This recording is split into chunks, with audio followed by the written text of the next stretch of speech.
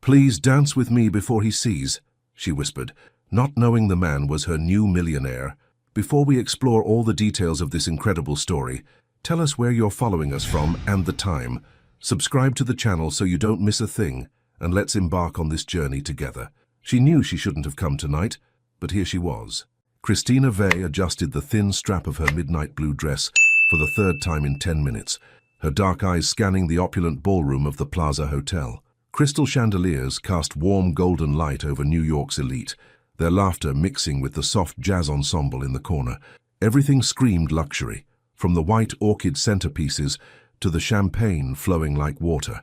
At 28, Christina had learned to navigate these events with professional grace.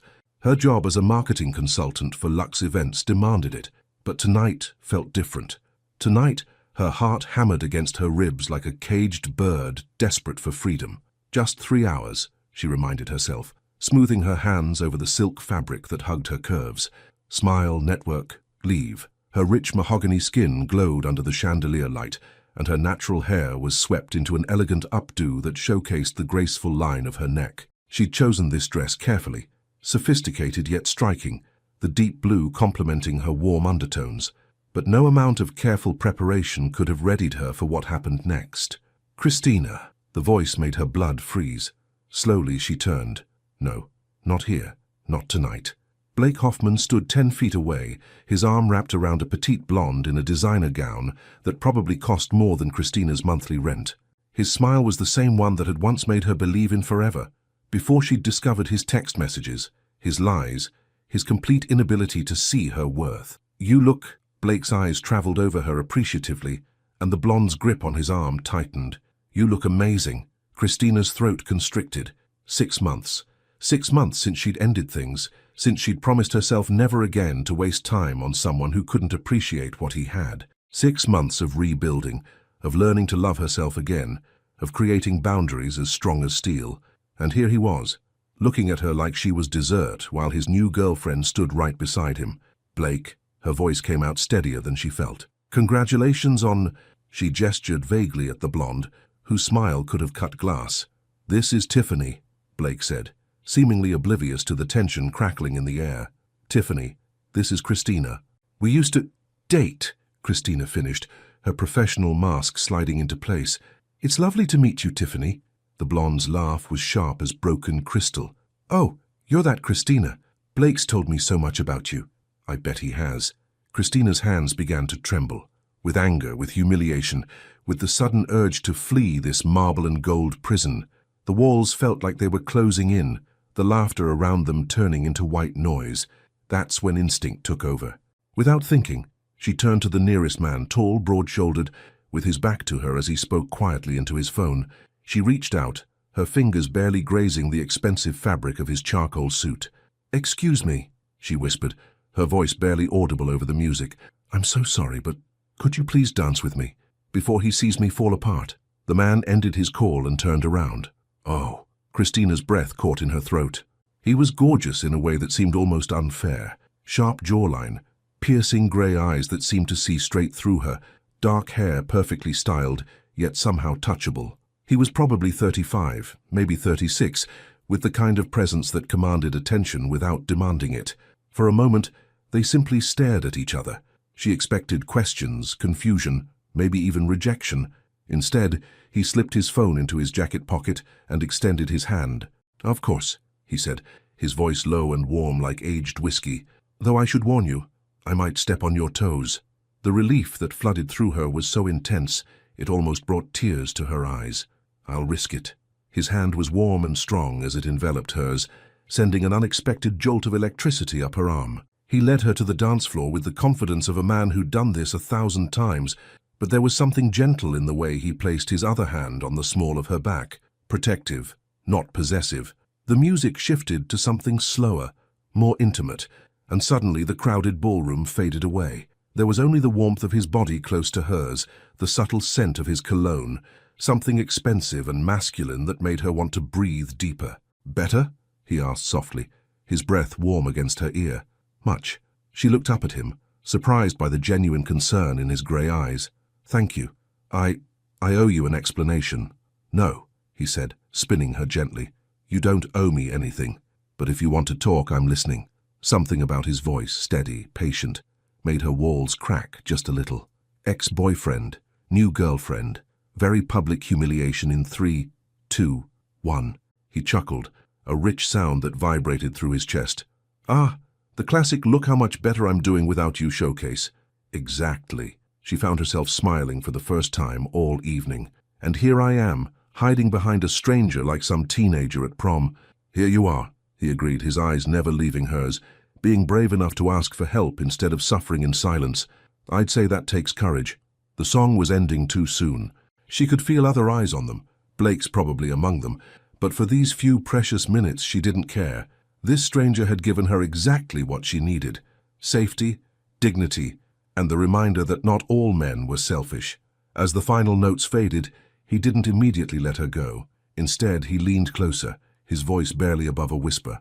"Whatever he did to lose you," he said, "he's an idiot." Before she could respond, he stepped back and gave her a small bow, formal yet somehow intimate. "Thank you for the dance," he said. "I hope the rest of your evening is everything you need it to be." And then he was gone, disappearing into the crowd like something from a dream. Christina stood on the dance floor, her heart racing for entirely different reasons now. She touched her lips, still feeling the phantom warmth of his breath against her ear. Who was he? But as she looked around the ballroom, searching the sea of tuxedos and evening gowns, he was nowhere to be found, like he'd never existed at all, except for the way her skin still tingled where he touched her. What happens when Christina discovers her mysterious savior isn't as much of a stranger as she thought? Some weekends change everything. Christina's alarm buzzed at 6:30 a.m., cutting through the remnants of a dream where grey eyes and gentle hands still lingered. She groaned, burying her face deeper into her pillow. Egyptian cotton, a small luxury she'd bought herself after the Blake breakup, as a reminder that she deserved beautiful things. Her Harlem apartment was modest, but carefully curated: exposed brick walls, plants cascading from floating shelves, and morning light streaming through sheer curtains that cast dancing shadows across her hardwood floors. Everything in its place, everything chosen with intention, a reflection of the woman she'd become since reclaiming her life. But this morning, even her perfectly organized space couldn't quiet the restless energy humming beneath her skin. 3 days. 3 days since the wedding, since the dance, since a stranger's touch had made her forget every wall she'd built around her heart. She'd replayed those moments so many times they felt more like fantasy than memory. The warmth of his hand on her back, the way he'd looked at her like she was the only person in that crowded ballroom. Get it together, Christina. She pulled herself from bed, her silk nightgown clinging to her curves as she padded to the bathroom. He was just being kind. You'll probably never see him again. But even as she told herself this, her fingers traced her collarbone where his breath had whispered against her skin, and a shiver ran down her spine that had nothing to do with the morning chill. By 8:45 a.m., she was striding through the marble lobby of the Meridian building in Midtown, her heels clicking a confident rhythm against the polished floor. She'd chosen her outfit carefully: a tailored burgundy blazer that complemented her skin tone, paired with a pencil skirt that hugged her hips and fell just above the knee. Professional, powerful, with just enough edge to remind herself that she was a force to be reckoned with. "Morning, gorgeous." Jasmine Torres, her closest friend and fellow consultant, fell into step beside her as they approached the elevators.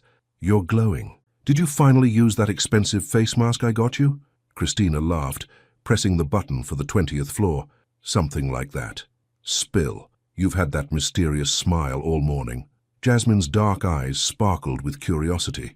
At 26, she was all curves and confidence, with the kind of infectious energy that made clients fall in love with their events before they even started planning. "There's nothing to spill," Christina protested, but she could feel heat creeping up her neck.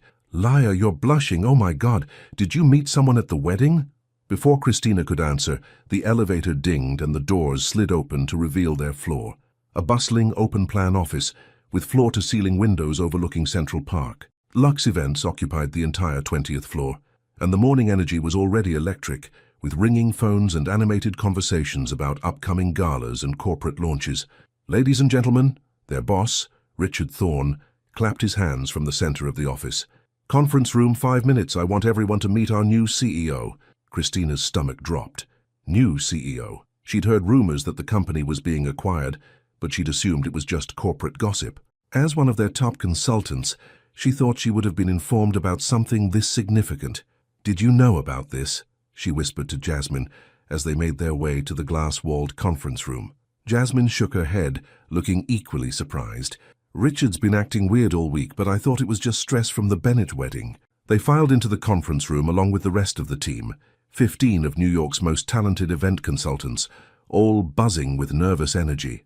Christina took a seat near the back, smoothing her skirt and trying to ignore the way her pulse had started racing. "Change is good," she reminded herself. "You've handled bigger surprises than this." Richard stood at the front of the room, his usually perfect silver hair slightly disheveled. "As you all know, Lux Events has been growing exponentially over the past 2 years. We've reached a point where we need fresh leadership, new vision." He paused, glancing toward the door. "Someone with the experience and resources to take us to the next level." The door opened. Time stopped. No. Anderson Mack stepped into the conference room, and Christina's world tilted on its axis. Gone was the formal tuxedo from Saturday night, replaced by a charcoal grey suit that fit him like it had been crafted specifically for his broad shoulders and lean frame. His dark hair was perfectly styled, his grey eyes scanning the room with the confidence of a man who owned everything he surveyed. But when his gaze found hers, she saw the exact moment recognition hit him. His steps faltered, just for a heartbeat, and something flickered across his features. Surprise? Amusement? Heat? "Everyone," Richard continued, oblivious to the silent earthquake happening in the back of the room, "I'd like you to meet Anderson Mack, CEO of Mack Enterprises, and now the majority owner of Lux Events." Anderson's lips curved into the barest hint of a smile as he stepped forward. "Thank you, Richard. I'm excited to work with such a talented team." His voice was exactly as she remembered, smooth, confident, with an undertone that seemed to vibrate through her bones. Christina couldn't breathe, couldn't think, could only stare as the man who'd saved her Saturday night, who'd held her with such gentle strength, who'd whispered reassurances against her ear, introduced himself as her new boss. Of course this would happen to her. "I believe in getting to know my team personally," Anderson continued, his eyes moving around the room, but somehow always returning to her. "So over the next few weeks, I'll be scheduling one-on-one meetings with each of you. I want to understand your strengths, your goals, and how we can grow together." Jasmine leaned over and whispered, "Holy shit, he's gorgeous. Did you see the way he looked at you?" Christina's cheeks burned. Yes, she had definitely seen. "I'll let Richard handle the logistics," Anderson said, "but I wanted to personally thank you all for the warm welcome. I have a feeling we're going to accomplish incredible things together." As the meeting dispersed, Christina remained frozen in her chair, watching as her colleagues introduced themselves to Anderson. He was gracious with everyone, shaking hands, asking thoughtful questions, making the kind of small talk that put people at ease. But every few seconds his gaze would drift back to her, and she felt that same electric jolt that had coursed through her when they danced. This is a disaster. She stood abruptly, gathering her things with shaking hands. She needed air, space, time to process the fact that her mystery man was now her boss, and that the professional boundaries she'd spent years perfecting were about to be tested in ways she'd never imagined. "Christina," his voice stopped her, just as she reached the door. She turned slowly, her heart hammering against her ribs. The conference room had emptied except for them, and suddenly the spacious area felt impossibly intimate. "Mr. Mack," she said, proud of how steady her voice sounded. "Anderson," he corrected, taking a step closer. "I think we're past formalities, don't you?" She lifted her chin, meeting his gaze directly. "Are we? Because from where I'm standing, the situation has become significantly more complicated." His smile was slow and devastating. Complicated. Yes, I suppose that's one word for it. The silence stretched between them, charged with unspoken possibilities and very spoken complications. Christina could smell his cologne, the same scent that had made her want to breathe deeper Saturday night, and her body responded with the awareness that was entirely inappropriate for a workplace conversation. "I should get back to work," she said finally, taking a step toward the door. "Christina." Her name on his lips made her pulse stutter. "Saturday night. Thank you for trusting me with that dance." She paused, her hand on the door handle. When she looked back at him, his expression was softer, more vulnerable than she'd expected. "Thank you," she said quietly, "for not asking questions, even though I wanted to." The honesty in his admission sent heat flooding through her veins. Even though you wanted to, she agreed. Another moment, another heartbeat of possibility hanging in the air between them. Then she opened the door and walked away, leaving Anderson standing alone in the conference room, watching her go with an expression that promised their story was far from over. Because some coincidences are too perfect to be anything but destiny. The hardest part about wanting someone you can't have is pretending you don't. 2 weeks had passed since Anderson Mack walked into her life and turned everything upside down. 2 weeks of stolen glances across conference rooms, of conversations that started professional and ended with lingering looks that made Christina's skin burn. 2 weeks of pretending that her new boss was just another executive, when every fiber of her being remembered exactly how it felt to be in his arms. It was 7:30 p.m. on a Thursday, and the Lux Events office was finally quiet.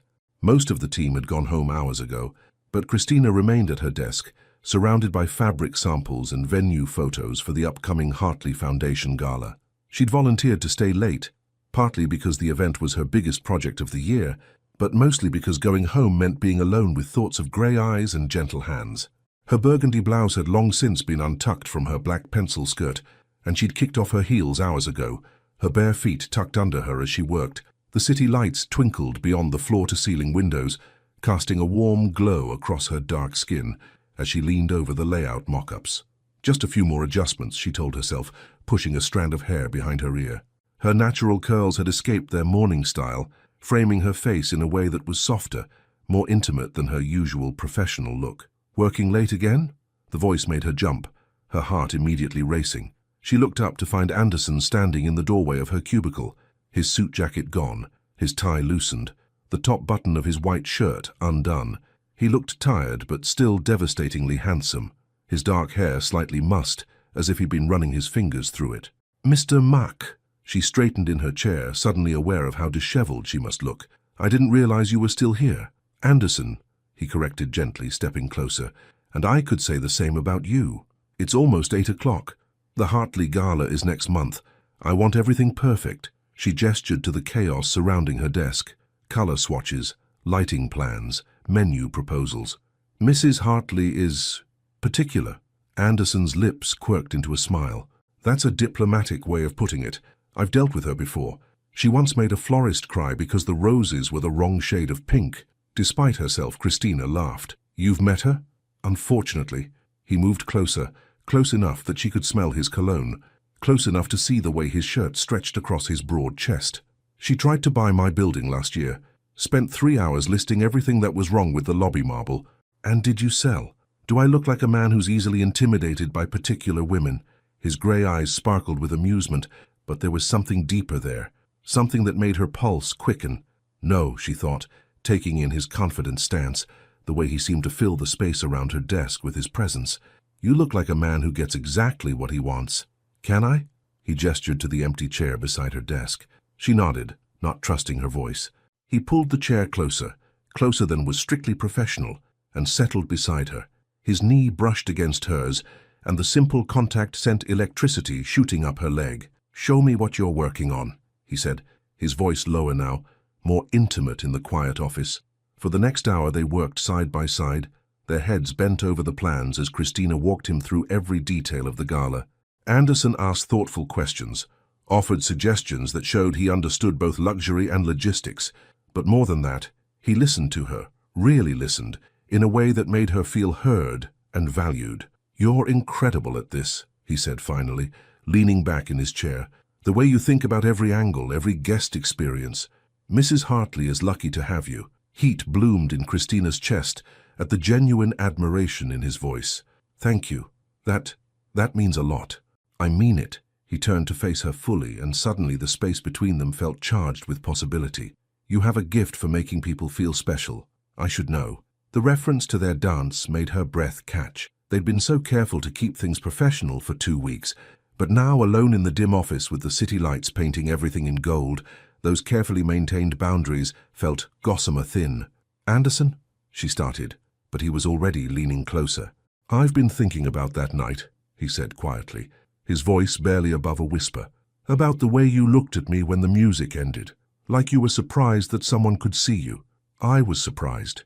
The admission slipped out before she could stop it. "Blake spent 2 years making me feel invisible. Then you looked at me like what?" Like I was worth seeing. The silence that followed was thick with tension. Anderson's hand moved slowly across the desk, his fingers stopping just short of touching hers. You are worth seeing, Christina. You're worth a lot more than that. She stared down at their almost touching hands, her heart hammering so hard she was sure he could hear it. This was dangerous territory. Her boss, her job, everything she'd worked for, balanced on the edge of a decision that could change everything. We shouldn't, she whispered, even as every cell in her body screamed for her to close that last inch between them. I know. His thumb brushed against her knuckle, the lightest touch that somehow felt more intimate than anything she'd experienced with Blake. But I can't stop thinking about you, about us. There is no us.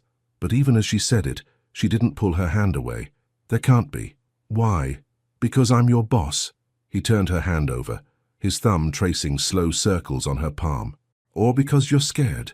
The question hit too close to home and she finally pulled away, standing abruptly and putting distance between them. Because it's complicated. Because I just got my life back together. Because mixing business with what? He stood too, moving toward her with the predatory grace of a man who knew exactly what he wanted. With feelings? With chemistry?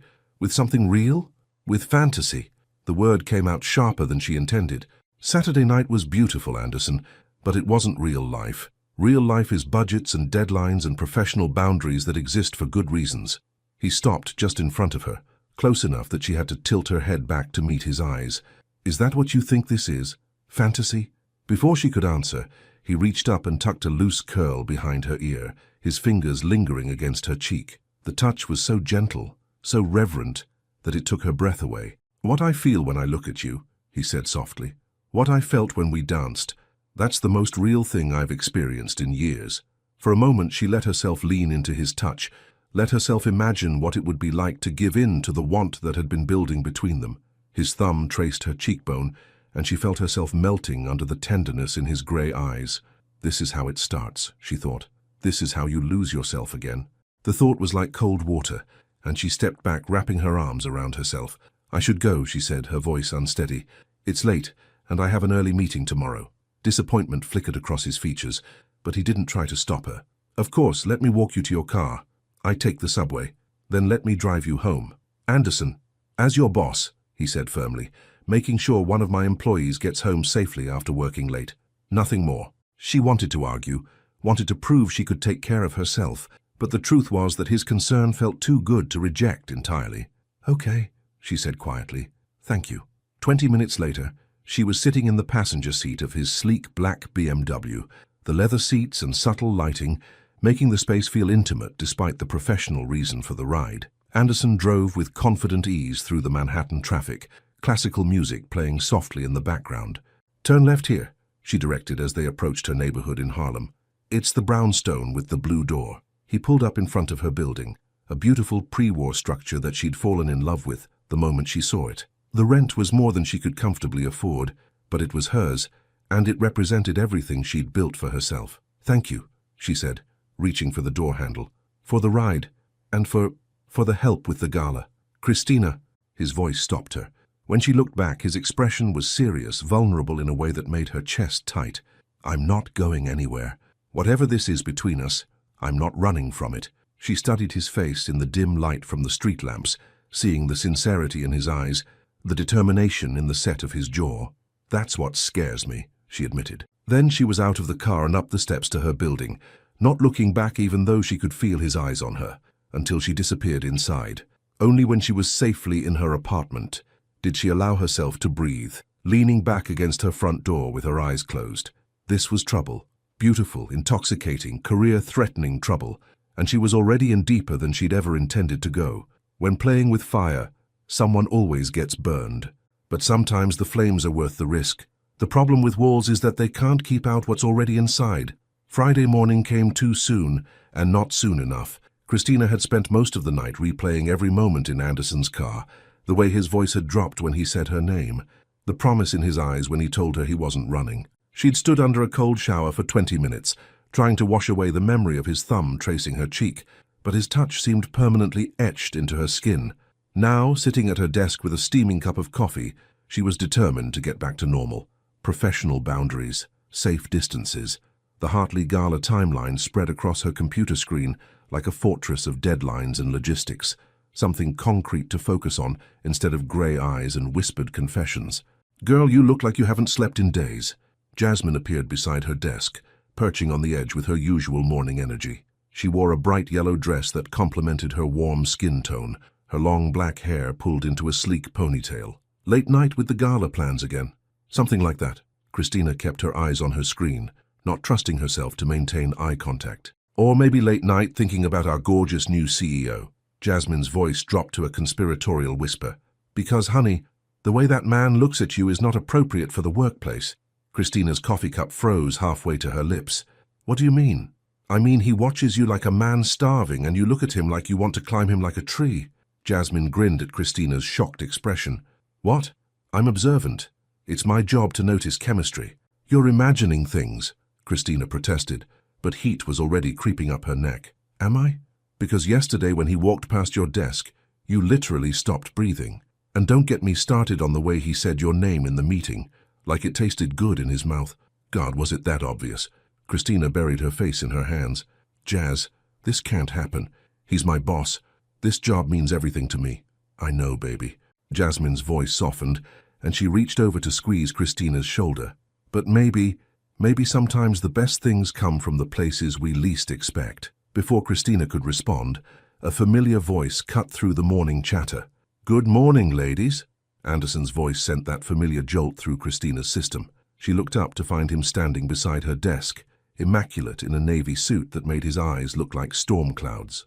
His hair was perfectly styled, but she could see the slight shadows under his eyes that suggested he'd slept as poorly as she had. "Mr. Mack!" Jasmine jumped up, all professional brightness. "How are you settling in?" "Very well, thank you. And please call me Anderson." His smile was warm but distracted, his gaze shifting to Christina. "I was wondering if I could steal Christina for a few minutes. I have some questions about the upcoming projects." "Of course." Jasmine shot Christina a meaningful look before disappearing toward the coffee station. Anderson waited until they were relatively alone before speaking again. "My office? There's something I need to discuss with you." His office. Private. Intimate. Dangerous. "Of course," Christina managed, grabbing her tablet and following him across the open floor. Anderson's office was a corner suite with panoramic views of Central Park, furnished with clean lines and expensive materials that spoke of both success and refined taste. Floor-to-ceiling windows flooded the space with natural light, and she could see why he'd chosen this building. It was a powerful space that commanded respect. He closed the door behind them, and the soft click seemed to reverberate through her entire body. "Please, sit." He gestured to the seating area, a plush sofa and 2 chairs arranged around a glass coffee table. Choosing the chair felt safer than the sofa, so she settled there, crossing her legs and trying to look professional despite the way her pulse was racing. Anderson sat across from her, his elbows on his knees, his grey eyes intense and focused. "How are you feeling about the Hartley Gala?" "Good, great actually. Everything's on schedule, and Mrs. Hartley approved the final menu yesterday." She pulled up the timeline on her tablet, grateful to have something concrete to discuss. "The venue walkthrough is next Wednesday and—" "Christina." Her name on his lips made her stop mid-sentence. "That's not really why I asked you here." Her heart hammered against her ribs. "It's not? I need to apologize for last night, for pushing boundaries that should have stayed in place." He ran a hand through his hair, disturbing its perfect style. "You were right. This situation is complicated, and I shouldn't have made it more difficult for you." Relief and disappointment warred in her chest. "Thank you. I appreciate that. But I also need you to know that what I said in the car about not running from this, I meant every word."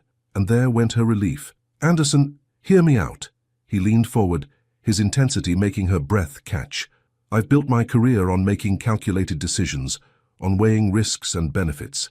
But with you, Christ, Christina, with you, calculation goes out the window." She stared at him, seeing the vulnerability beneath his controlled exterior. "What are you saying?" "I'm saying that I've been in business for 15 years, and I've never once mixed personal with professional. I've never even been tempted." His grey eyes held hers captive. "Until now." The air between them seemed to thicken, charged with possibility and danger. Christina gripped her tablet tighter, using it as an anchor to reality. "That doesn't change anything," she said quietly. "The complications are still there. The risks would be worth it, if you felt the same way."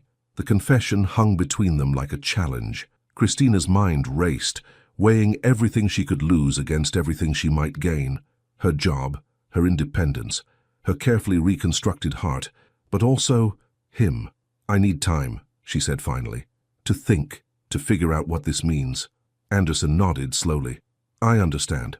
And while you're thinking," he reached for a folder on the coffee table. "I have a proposition, a business proposition," he added quickly, seeing her expression. "What kind of proposition?" "There's a potential client in Vermont, luxury mountain resort, looking to host corporate retreats and high-end weddings. They want someone to come up, assess their facilities, make recommendations for event capabilities." He handed her the folder. "It's a big contract, could be huge for the company." Christina opened the folder, scanning the details. It was exactly the kind of project she excelled at. Complex, challenging, with endless creative possibilities. "This looks amazing. When would they need the consultation?" "Next weekend, 3 days, all expenses paid. They're very interested in working with us, but they want to meet our top consultant first." His smile was soft, almost shy. "That would be you." Pride warmed her chest at his confidence in her abilities.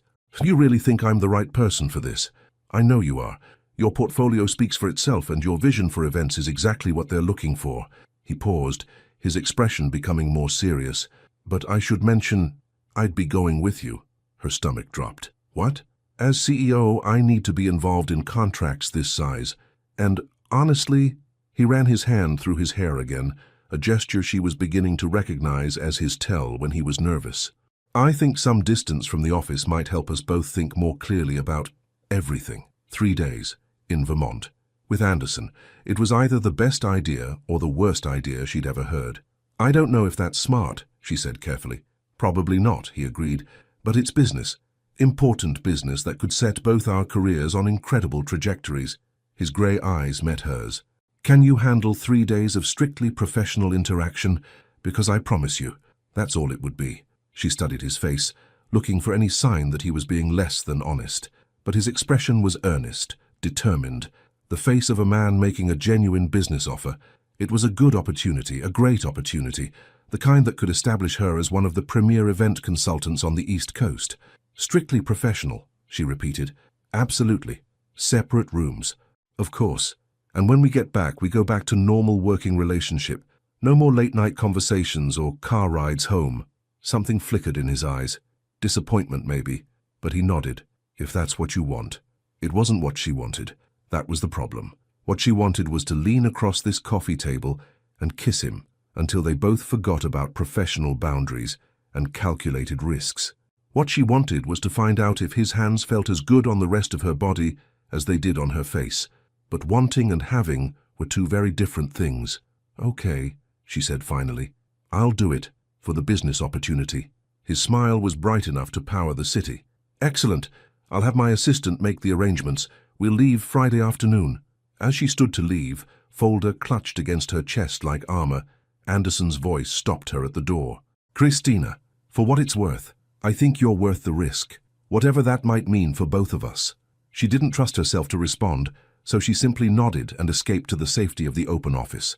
But even as she tried to focus on her work for the rest of the day, his words echoed in her mind. Worth the risk. 3 days in Vermont would test that theory in ways she wasn't sure either of them were prepared for. Some business trips are about business.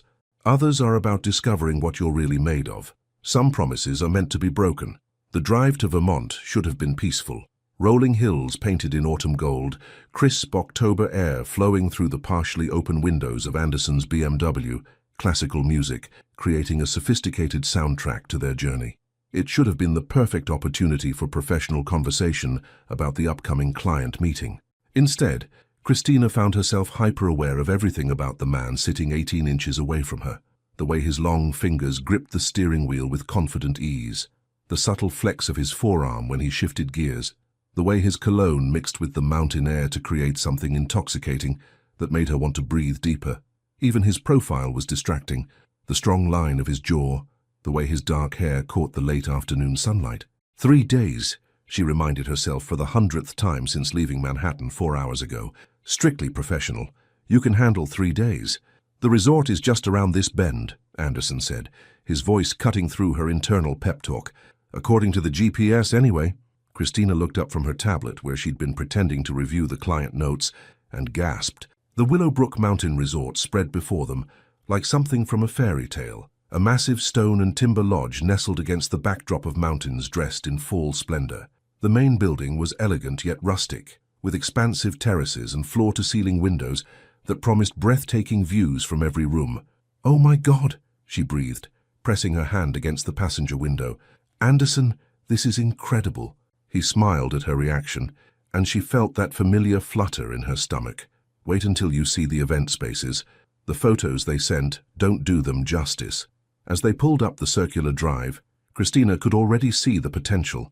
The outdoor ceremony site overlooking the valley, the grand ballroom with its soaring ceilings and rustic chandeliers, the intimate dining spaces perfect for rehearsal dinners or corporate gatherings.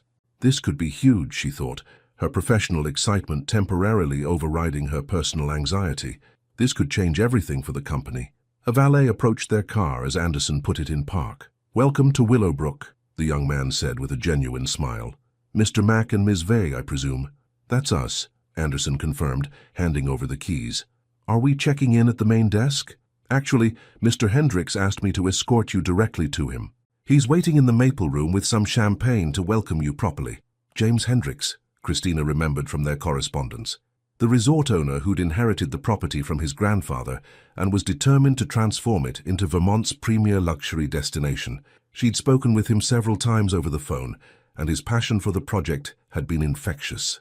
They followed the valet through the magnificent lobby, all exposed beams and natural stone, with a massive fireplace crackling in the center and comfortable seating areas that invited guests to linger. The space managed to feel both grand and intimate, luxurious yet welcoming. "Christina, Anderson!" A tall man with silver hair and kind eyes approached them with arms outstretched. James Hendricks was exactly as she'd pictured, distinguished, warm, with the kind of presence that made you feel like you'd been friends for years. "Welcome, welcome. How was the drive?" "Beautiful," Christina said, accepting his enthusiastic handshake. "The fall foliage is spectacular. Perfect timing. We're at peak color this week." James gestured for them to follow him toward a smaller sitting area near the windows. "I can't tell you how excited we are about this partnership possibility. When I saw your portfolio, Christina, I knew immediately that you understood what we're trying to create here." Pride warmed her chest at his words. "Your vision for the resort is extraordinary, Mr. Hendricks. The blend of rustic charm and luxury amenities, it's exactly what high-end clients are looking for." "Please call me James, and yes, that's precisely what we're after. Grandfather built this place as a simple mountain retreat, but I can see so much more potential." His eyes lit up as he spoke, and Christina found herself caught up in his enthusiasm. They settled into comfortable leather chairs arranged around a coffee table laden with local cheeses, fresh fruit, and yes, champagne chilling in an elegant ice bucket. Through the panoramic windows, the mountain vista was painted in shades of amber and crimson that seemed almost too beautiful to be real. "This is Dom Perignon," James said, popping the cork with practiced ease. "A little celebration of what I hope will be the beginning of a very successful partnership." As he poured the champagne, Christina caught Anderson watching her with an expression she couldn't quite read. There was pride there, certainly. He looked pleased by James's obvious appreciation of her work. But there was something else, something warmer and more personal that made her pulse quicken. "Professional," she reminded herself, accepting her champagne flute. "We're here for business." "So," James continued, settling back in his chair, "I thought we'd start with a tour this evening, just the highlights, then do a more comprehensive walkthrough tomorrow. We have the bridal suite set up for viewing, the ballroom is decorated for a mock ceremony, and I've arranged for our executive chef to prepare a tasting menu that showcases what we can offer for events." "That sounds perfect," Anderson said, his CEO voice smooth and confident. "Christina has some excellent ideas for maximizing your event potential, and I'm excited to see how they align with your vision." The next hour passed in animated discussion about capacities and logistics, seasonal considerations and marketing strategies. Christina found herself in her element, sketching possibilities and asking detailed questions, while James responded with infectious enthusiasm. Anderson contributed thoughtful insights about business development and long-term growth potential, and she was struck by how seamlessly they worked as a team. "This is why he's successful," she thought, watching him listen intently to James's concerns about competing with established venues. "He doesn't just make decisions, he understands people." Well, James said finally, glancing at his watch. It's nearly 6. Why don't I show you to your room so you can freshen up, and we'll meet for dinner at 7:30. The Sunset Terrace has the best views on the property. That sounds wonderful, Christina said, gathering her things. James led them to the main desk, where an efficient young woman named Sophie checked them in with professional warmth. Miss Vey, you're in the Aspen suite on the 3rd floor, she said, handing over an old-fashioned brass key. And Mr. Mac, you're in the Birch suite just down the hall. Just down the hall. Christina's stomach fluttered with an emotion she refused to analyze. The elevator is just there, Sophie continued, and if you need anything at all, please don't hesitate to call the front desk. The elevator ride to the 3rd floor was silent, charged with an awareness that seemed to intensify in the enclosed space. Anderson's reflection in the polished brass doors showed her his profile, the strong line of his shoulders beneath his jacket, the way his hands hung relaxed at his sides. Get it together, she told herself, as the elevator dinged softly and the doors opened. The hallway was elegantly appointed with rich burgundy carpet and tasteful artwork featuring local landscapes. Christina's suite was the first door, Anderson's the 3rd.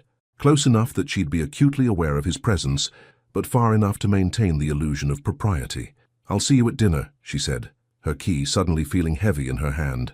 Christina. Her name stopped her as she reached her door. When she turned, Anderson was standing in front of his suite, his grey eyes serious. You were incredible in there, with James. This is exactly the kind of project that's going to establish you as one of the premier consultants in the industry. The genuine admiration in his voice made her chest tight with emotion. Thank you. That means everything coming from you. I mean it. Watching you work, seeing how you think through problems and create solutions. It's remarkable. They stood there in the hallway, separated by 20 feet and 1,000 unspoken possibilities. The professional praise felt like a lifeline, something safe and appropriate to focus on, instead of the way her body responded to his presence. I should get ready for dinner, she said finally. Of course, I'll see you at 7:30. But neither of them moved. The silence stretched between them, filled with everything they weren't saying, everything they were trying not to feel. Finally, Anderson cleared his throat. Strictly professional, he said, but his voice was rougher than usual. Strictly professional, she agreed, though the words felt like a lie on her lips. She escaped into her suite and leaned against the closed door, her heart racing. The room was beautiful, exposed stone walls, a massive 4-poster bed draped in luxurious linens, a fireplace already crackling with warmth. French doors opened onto a private balcony that overlooked the valley, where the last light of day was painting the mountains in shades of purple and gold. 3 days, she reminded herself again, moving toward the window. You can maintain professional boundaries for 3 days. But as she looked out at the romantic mountain landscape, as she thought about dinner on the Sunset Terrace, and the way Anderson had looked at her in the hallway, she was beginning to suspect that some promises were impossible to keep, especially when you didn't really want to keep them in the first place. In the mountains, it's easy to lose your way. The question is, do you want to be found? Some dinners are about business. Others are about surrendering to what you've been fighting. Christina stood before the full-length mirror in her suite, smoothing her hands over the emerald green wrap dress she'd chosen for dinner, the silk fabric draped elegantly across her curves, the color bringing out the warm undertones in her dark skin. She'd left her natural hair in soft curls that framed her face, and the subtle makeup she'd applied emphasized her dark eyes and full lips. Professional dinner, she reminded herself, adjusting the delicate gold necklace at her throat. Business discussion, nothing more. But even as she told herself this, she couldn't ignore the flutter of anticipation in her stomach or the way her pulse quickened at the thought of seeing Anderson again. The Sunset Terrace was on the resort's top floor, accessed by a glass elevator that offered breathtaking views of the mountain landscape. As the doors opened, Christina's breath caught in her throat. The terrace was magical, an open-air dining space with elegant tables scattered among twinkling fairy lights and carefully placed heaters that kept the October evening comfortable. But it was the view that truly stole her breath. The entire valley spread before them, painted in the golden light of the setting sun. Miss Vey, James appeared at her elbow, resplendent in a navy blazer and warm smile. You look absolutely stunning. That color is magnificent on you. Thank you, James. This place is... She gestured helplessly at the view. There are no words. Wait until you see it in full sunset. We timed dinner perfectly. He guided her toward a corner table where Anderson was already seated, rising smoothly as they approached. Oh, if she'd thought Anderson was handsome in his business suits, seeing him in evening wear was almost overwhelming. He wore a charcoal grey jacket over a white shirt, no tie, the top button undone in a way that was both elegant and slightly undone. His dark hair was perfectly styled, and when his grey eyes met hers, she felt that familiar jolt of electricity. "Christina," he said softly, his voice carrying a warmth that seemed to caress her name. "You look beautiful." Heat bloomed in her cheeks. "Thank you. You clean up pretty well yourself." His smile was slow and devastating. "I try." James either didn't notice the charged moment between them or chose to ignore it, settling into his chair with characteristic enthusiasm. "I took the liberty of ordering a wine pairing with dinner. Our sommelier has excellent taste, and I wanted you to experience our full hospitality offerings." The next hour passed in a haze of exquisite food and animated conversation. The chef had outdone himself. Seared duck breast with a cherry reduction, local trout with herb butter, handmade pasta with wild mushrooms. Each course was accompanied by wines that complemented the flavors perfectly, and James regaled them with stories about the resort's history and his vision for its future. But Christina found herself increasingly distracted by Anderson's presence across the small table, the way he listened intently when she spoke, his grey eyes never leaving her face. The way he asked thoughtful questions that showed he understood not just the business implications of her suggestions, but the creative passion behind them. The way his fingers moved as he gestured, making her remember how those hands had felt on her skin. "Focus," she told herself, taking perhaps her fourth sip of the incredible Pinot Noir. "This is work." "The wedding season here runs from May through October," James was saying, "though we're getting more inquiries about winter ceremonies.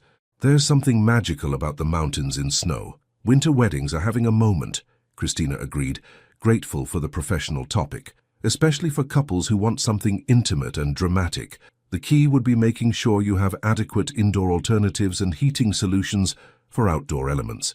"Exactly what I was thinking," James said, his eyes lighting up. "We could do ceremony sites near the main lodge with those gorgeous picture windows as backup, and hot chocolate bars instead of cocktail hours. With local maple syrup and bourbon," Anderson added with a grin. "Very Vermont." They laughed, and Christina felt herself relaxing into the easy camaraderie. This was why she loved her job: the creative collaboration, the problem-solving, the moment when vision became reality. As the sun began to set, painting the sky in brilliant oranges and pinks, James excused himself to check on dessert preparations. "I'll be right back," he said. "Please enjoy the view. This is the best part of the evening." And suddenly Christina was alone with Anderson, as the world turned golden around them. The silence that fell between them wasn't uncomfortable, but it was charged with possibility. Anderson's eyes reflected the warm light of the setting sun, and she found herself unable to look away. "This is incredible," she said finally, gesturing toward the vista spread before them.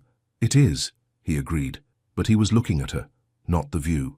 "Though I have to admit the scenery isn't what's captured my attention tonight." Her breath caught. "Anderson, I know, professional boundaries, but Christ, Christina, sitting here with you, watching you work your magic with James." He ran a hand through his hair, disturbing its perfect style. "You're remarkable, not just professionally, but what?" The question slipped out before she could stop it. "But everything. The way you think, the way you laugh, the way you get this little line between your eyebrows when you're concentrating." His voice was low, intimate in a way that made her pulse race. "The way you made me feel that night we danced, like I was exactly where I was supposed to be." The honesty in his voice, the vulnerability in his grey eyes, made her chest tight with emotion. "You can't say things like that." "Why? Because it's inappropriate? Because it complicates things?" He leaned forward slightly, his intensity making her breath shallow. "Or because it scares you?" "All of the above," she whispered. "It scares me too." The admission seemed to surprise him. "I've never felt anything like this before, Christina.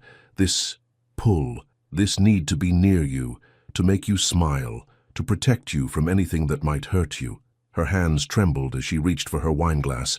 "This is exactly what we said wouldn't happen. I know, but sitting here with you, watching the sun set over the mountains..." He paused, his eyes searching her face.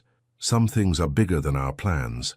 The sun was sinking lower now, painting everything in warm gold and deep amber. The fairy lights twinkled like stars, and the mountain air carried the scent of pine and wood smoke.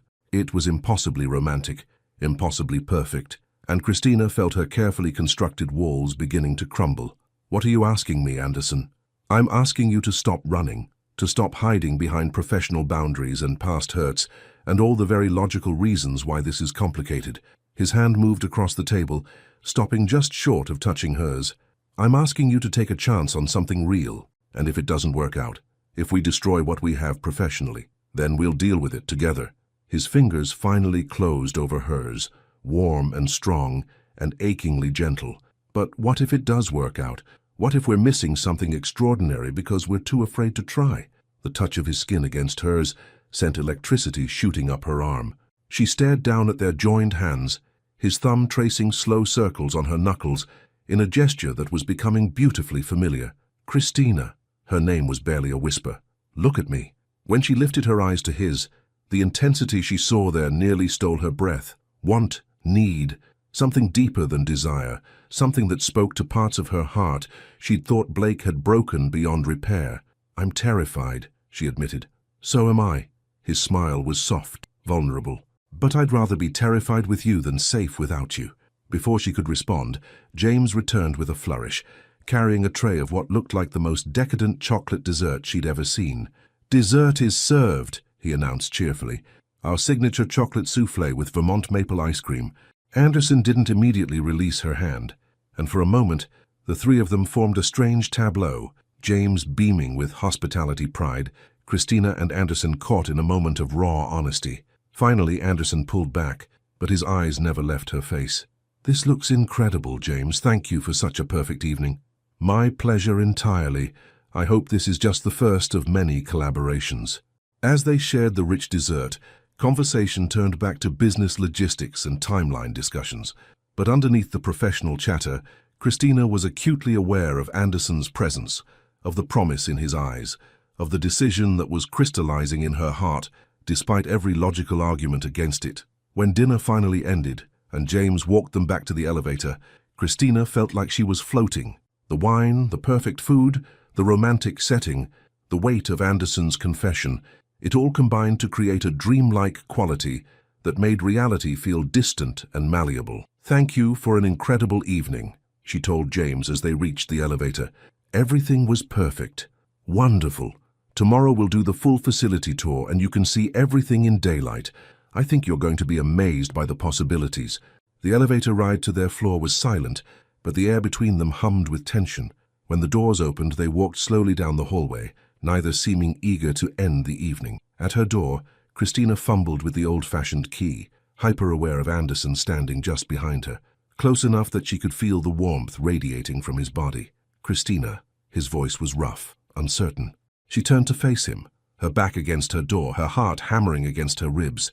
He was so close she could see the flecks of silver in his grey eyes, could smell his cologne mixed with the mountain air. "What happens now?" she asked softly. "That depends." He reached up, his fingers barely grazing her cheek. "Are you still running?" She looked into his eyes, seeing the hope and fear and desire there, feeling the echo of all those emotions in her own chest. 3 weeks ago, she'd been content with her safe, controlled life. 3 weeks ago, she'd thought she had everything figured out. 3 weeks ago, she hadn't met Anderson Mack. "No," she whispered, "I'm not running anymore." His smile was like sunrise, slow and warming and full of promise. "Good," he said softly, "because I think this view is about to get even better." And as he leaned closer, Christina realized that some falls are worth the landing. When you stop running from what scares you, you might just find what you've been searching for all along. Some kisses change everything. The space between them disappeared like morning mist. Anderson's hand cupped her face with a tenderness that made Christina's knees weak, his thumb tracing the curve of her cheekbone as his grey eyes searched hers one final time. "Are you sure?" he whispered, his breath warm against her lips. Instead of answering with words, she rose on her toes and closed the last inch between them.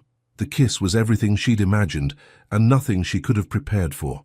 Soft at first, tentative, like they were both afraid the moment might shatter. But when she sighed against his lips, when her hands found the lapels of his jacket, something ignited between them. Anderson's other arm wound around her waist, pulling her closer as the kiss deepened. She tasted wine and promise on his lips, felt the barely restrained passion in the way his fingers tangled in her hair. This wasn't the gentle dance they'd shared at the wedding.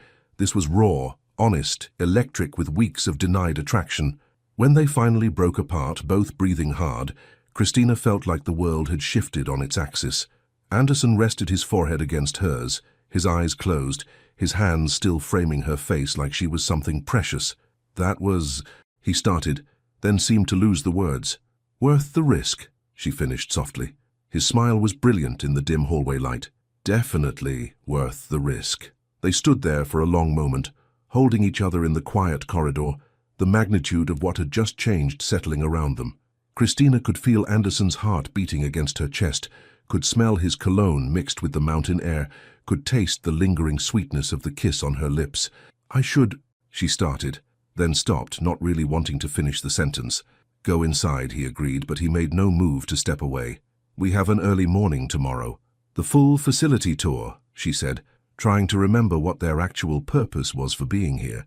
Business, he said, his thumb stroking across her lower lip, in a gesture that was anything but businesslike. Strictly professional, she whispered, but the words had lost all meaning. Absolutely professional, he agreed, then kissed her again, soft and sweet and full of promises for tomorrow. When he finally stepped back, Christina felt cold without his warmth. She fumbled with her key again, more distracted now than she'd been before. Good night, Christina, he said softly. Good night, Anderson. She slipped inside her suite and leaned against the closed door, her heart racing and her lips still tingling from his kiss. Through the wood, she could hear his footsteps moving down the hall, the soft sound of his door opening and closing. What have I done? She thought, touching her lips with trembling fingers. What have we done? But even as her logical mind tried to catalogue all the ways this could complicate their lives, her heart was singing with a joy she hadn't felt in years. Anderson's kiss had been everything Blake's never were. Passionate yet gentle, demanding yet respectful, full of promise rather than possession. She moved to the French doors leading to her balcony, stepping out into the cool mountain air. The valley below was draped in darkness now, dotted with the warm lights of distant homes. Above, stars glittered in the clear Vermont sky like scattered diamonds. I'm falling for him, she realized, the thought both thrilling and terrifying. I'm falling for my boss and I don't know how to stop. Did she even want to stop? The next morning dawned crisp and clear, painting the mountains in shades of gold and amber. Christina woke slowly, stretching in the luxurious bed as memories of the previous evening flooded back. The kiss, Anderson's hands in her hair, the way he'd looked at her like she was the answer to a question he'd been asking his whole life. She showered and dressed carefully in dark jeans, ankle boots, and a cream cashmere sweater that was both professional and practical for walking around the resort grounds. Her reflection in the mirror showed bright eyes and a flush in her cheeks that had nothing to do with makeup. Business, she reminded herself, applying a final coat of lip gloss. Today is about business. But when she met Anderson in the lobby 40 minutes later, business was the furthest thing from her mind. He was devastating in dark jeans and a forest green Henley that brought out his eyes, his hair slightly mussed in a way that made her want to run her fingers through it. Good morning, he said, his voice warm and intimate, despite the public setting. Good morning. She was proud of how normal she sounded, even though her pulse had kicked into overdrive the moment she saw him. Sleep well? There was something in his grey eyes, a heat, a promise, that made the innocent question feel loaded with innuendo. Eventually, she said truthfully. She'd spent most of the night replaying their kiss, wondering what came next. Before he could respond, James appeared with his characteristic enthusiasm, dressed in hiking boots and a fleece jacket. Good morning, you two. Ready for the grand tour? I thought we'd start with the outdoor ceremony sites, then work our way through the different indoor spaces. Sounds perfect, Christina said, grateful for the professional focus. The next 3 hours were a whirlwind of possibilities. James led them through gardens that would be perfect for intimate ceremonies, showed them the lakeside pavilion, where couples could exchange vows with the water sparkling behind them, toured them through ballrooms that could accommodate everything from corporate retreats to lavish wedding receptions. And through it all, Christina was acutely aware of Anderson's presence, the way he asked thoughtful questions about logistics, how he listened when she outlined creative possibilities for each space, the occasional brush of his hand against hers when they looked at layouts together. This is our crown jewel, James said as they entered the resort's main ballroom. The space was breathtaking, soaring ceilings with exposed beams, floor-to-ceiling windows overlooking the mountains, a massive stone fireplace that could serve as a stunning backdrop for ceremonies. Oh my God, Christina breathed, immediately seeing the potential. James, this is incredible. You could do ceremonies here year-round. Spring with the windows open to the gardens, winter with the fireplace blazing. Exactly, James beamed. We could accommodate up to 200 guests for a seated dinner or 300 for cocktail-style receptions. Christina was already moving around the space, her mind racing with possibilities. The natural lighting is perfect for photography, and if you added some subtle uplighting along the beams, some carefully placed florals. She trailed off, realizing both men were watching her with amused expressions. Sorry, she said, feeling heat creep up her neck. I get a little carried away. Don't apologize, Anderson said, his voice warm with admiration. This is what you do. This is your gift. The genuine pride in his voice made her chest tight with emotion. Blake had always made her feel like her passion for her work was excessive, dramatic. Anderson looked at her like her enthusiasm was something wonderful. He's right, James added. I can practically see the events taking shape as you talk. You have an incredible vision. They spent another hour touring the resort's other amenities. The spa, the wine cellar perfect for intimate tastings, the outdoor terraces that could serve as cocktail spaces. By the time they returned to the main lodge for lunch, Christina's head was spinning with creative possibilities. This could be huge for both of us, she told Anderson quietly, as James went to check on their lunch reservations. The revenue potential, the prestige clients this could attract. I know, he said, but he was looking at her with an expression that had nothing to do with business. You're amazing, you know that? Watching you work, seeing how your mind processes these spaces. Anderson, she started, but he stepped closer, close enough that she could smell his cologne. I can't stop thinking about last night, he said quietly, his voice low enough that only she could hear. About kissing you, about how right it felt. Her breath caught.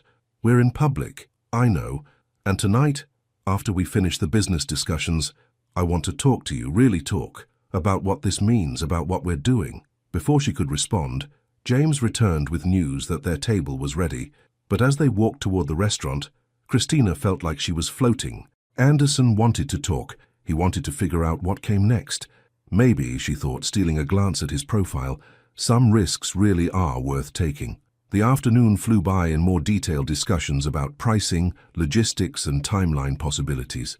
By the time they were saying goodbye to James and loading their bags into Anderson's car, Christina felt like they'd accomplished something significant. I think we have a deal, Anderson said, as they pulled away from the resort. James is exactly the kind of client we want to work with.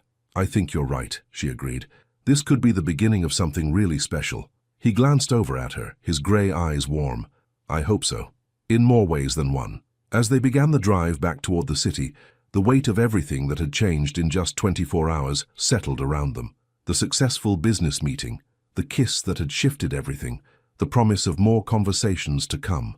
Whatever happens next, Christina thought, watching the Vermont mountains fade in the rearview mirror, there's no going back to the way things were.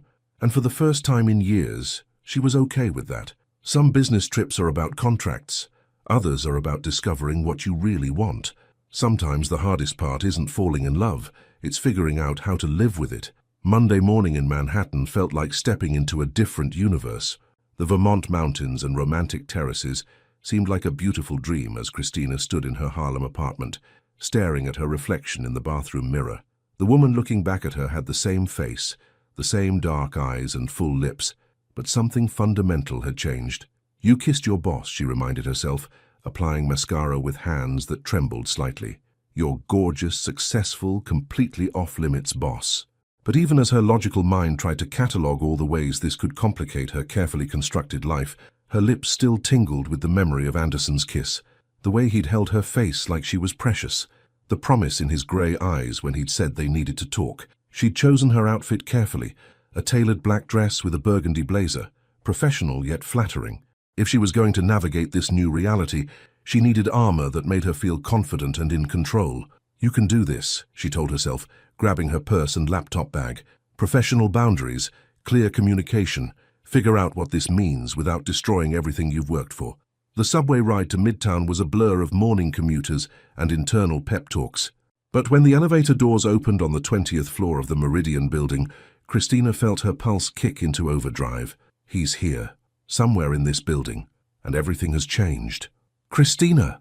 Jasmine's voice cut through her swirling thoughts. Girl, you look amazing. Did Vermont agree with you? Christina forced a smile, hoping her face didn't reveal the chaos in her mind. It was productive. The resort is incredible. I think we're looking at a major new partnership. And Anderson? Jasmine's dark eyes sparkled with curiosity. How was traveling with Mr. Tall, Dark and Gorgeous? Complicated, life-changing, perfect, professional, Christina managed. Very professional. Jasmine's eyebrows rose, and Christina could see she wasn't buying the careful response. But before her friend could press for details, Richard Thorne's voice boomed across the office. Christina, my office, 5 minutes. I want to hear everything about Vermont. Perfect excuse to escape Jasmine's interrogation. I should go prep for that meeting, Christina said, already moving toward her desk. But as she gathered her notes from the trip, she couldn't stop her eyes from drifting toward Anderson's corner office. The blinds were closed, but she could see his silhouette through the frosted glass, already at work despite the early hour. Does he feel as unsettled as I do, she wondered? Is he thinking about the kiss, about what comes next? The meeting with Richard went well. He was thrilled about the potential partnership with Willowbrook, excited about the revenue projections and the prestige it would bring to Lux events. But Christina found herself distracted, hyper-aware of every footstep in the hallway, every voice that might belong to Anderson. Excellent work, Richard concluded, leaning back in his chair with satisfaction. Anderson made the right call sending you up there. You two make a good team. If only he knew how good, Christina thought, her cheeks heating at the unintended innuendo. I should get back to work, she said, standing quickly. I want to put together a comprehensive proposal for James, while everything's fresh in my mind. She escaped to her desk and threw herself into work, using spreadsheets and timelines as shields against the emotional chaos swirling in her chest. But every few minutes her eyes would drift toward Anderson's office, and her pulse would stutter at the memory of his hands in her hair. Focus, she commanded herself. This is your career, your future. Don't let one kiss, no matter how perfect, derail everything you've built. But God, what a kiss it had been. At 11:30, her phone buzzed with a text from an unknown number. Lunch? We should talk. Her heart hammered against her ribs as she stared at the message. Part of her wanted to say yes immediately, to rush to wherever he wanted to meet, and figure out what this new reality looked like. But the rational part of her mind, the part that had learned hard lessons about mixing personal and professional, urged caution. She typed and deleted half a dozen responses before settling on, rain check? Crazy busy with the Vermont proposal. Maybe later this week. The response came back almost immediately. Of course. Take your time. We'll talk when you're ready. The understanding in his message made her chest tight with emotion. Blake would have been pushy, demanding, would have made her feel guilty for prioritizing work. Anderson was giving her space to process, to figure things out on her own timeline, which somehow made her want to see him even more. The rest of the week passed in a strange dance of near misses and stolen glances.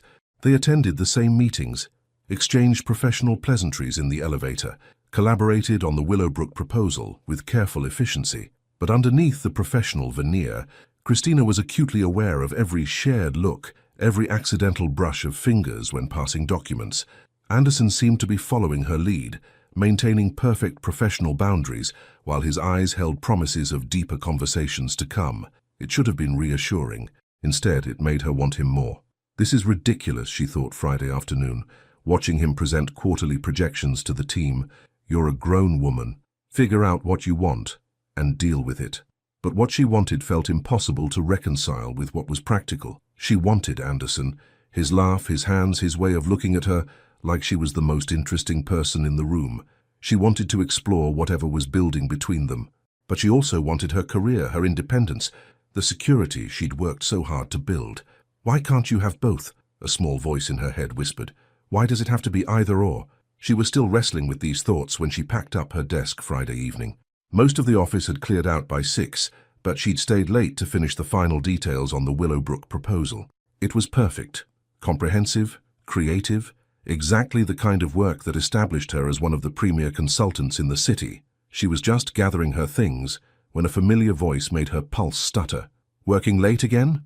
Anderson stood beside her desk, his suit jacket gone, his tie loosened in a way that was becoming dangerously familiar. His gray eyes were warm but cautious, like he was testing the waters. Just finishing up the Willowbrook proposal, she said, proud of how normal her voice sounded. I wanted to get it perfect before we send it Monday. May I? He gestured toward her computer screen. She nodded, and he moved closer, close enough that she could smell his cologne, close enough to see the late-day stubble along his jaw. As he read through her work, she found herself studying his profile. The strong line of his nose, the way his dark hair fell across his forehead, the slight smile that curved his lips as he scrolled through her detailed plans. "This is incredible," he said finally, turning to face her. "Christina, this is the kind of proposal that wins industry awards. James is going to be blown away." Pride warmed her chest at his genuine admiration. "Thank you. That means everything. I mean it." His hand moved toward hers on the desk, then stopped just short of touching. "You're brilliant at this. Watching you work, seeing how your mind creates these experiences." The unfinished sentence hung in the air between them, charged with everything they weren't saying. Christina stared down at their almost touching hands, remembering the warmth of his fingers against hers in Vermont. "Anderson," she started, then stopped, not sure what she wanted to say. "I know," he said softly. "This is complicated. I know you need time to process everything that happened in Vermont. I'm not trying to rush you or pressure you into anything."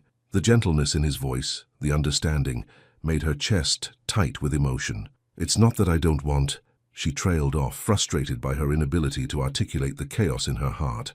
"What is it then?" She looked up at him, seeing the genuine concern in his grey eyes, the way he was trying so hard to give her space while clearly wanting to be closer. "It's that I want it too much," she admitted quietly.